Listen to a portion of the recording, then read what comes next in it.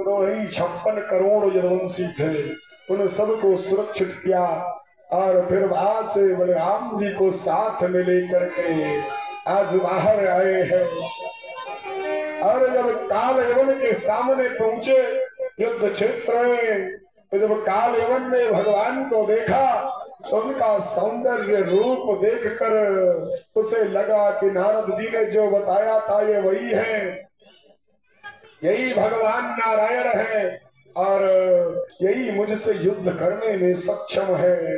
क्योंकि नारद जी ने जो लक्षण बताए वो काल यवन जान गया कि यही इसी में है और किसी में कोई लक्षण ऐसा नहीं है जो हमसे युद्ध कर सकता हो। अब जब भगवान थोड़ा पहले तो काल यवन के आगे बढ़े, थोड़ा बढ़ते हैं फिर तुरंत पीछे मुड़ जाते हैं और भागते हैं वहां से। अब जब भागा भगवान वहां से भागे तो काल यवन भी पीछा करता है भगवान का, वो भी दौड़ाता है कि भागो नहीं। और इधर बलराम जी जो 3 करोड़ वृक्ष की सेना है उससे युद्ध करने लग जाते हैं।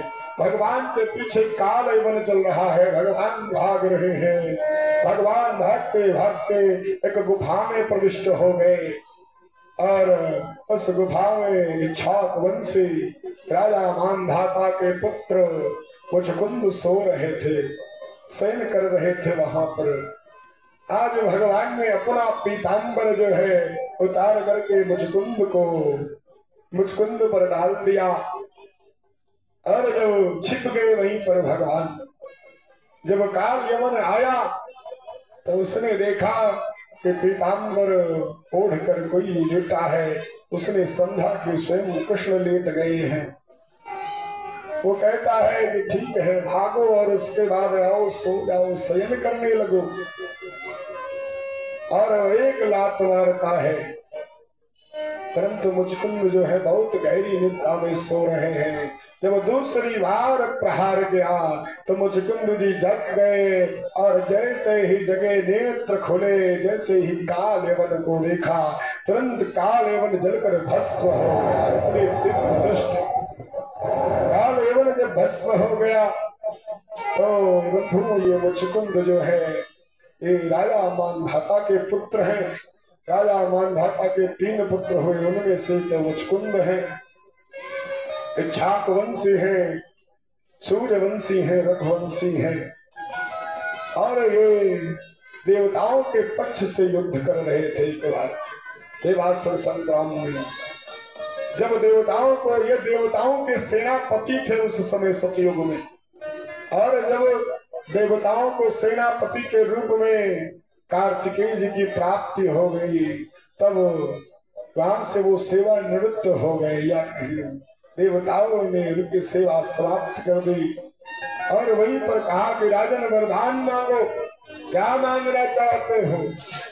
तब जो मुचकुंद है वो कहते हैं देवताओं ने ये भी कहा था, भागवत वर्णन करती है कि हम मोक्ष प्रदान नहीं कर सकते, मोक्ष के अतिरिक्त जो भी मांग लो, क्योंकि मोक्ष प्रदान करने का अधिकार देवताओं के पास नहीं है, वो तो हमारे नारायण के पास है, हमारे शिव शंभु के पास है।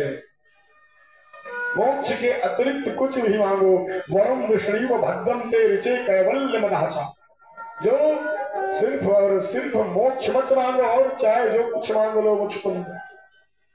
भरतकुंड जी महाराज कहते हैं कि देवताओं में युद्ध करते करते बहुत थक गया हूँ, अब विश्राम करना चाहता हूँ। आज विश्राम मांगा है, मैं शयन करना चाहता हूँ। देवताओं ने कहा ठीक है राजन, आप जाओ और जाकर शयन करो।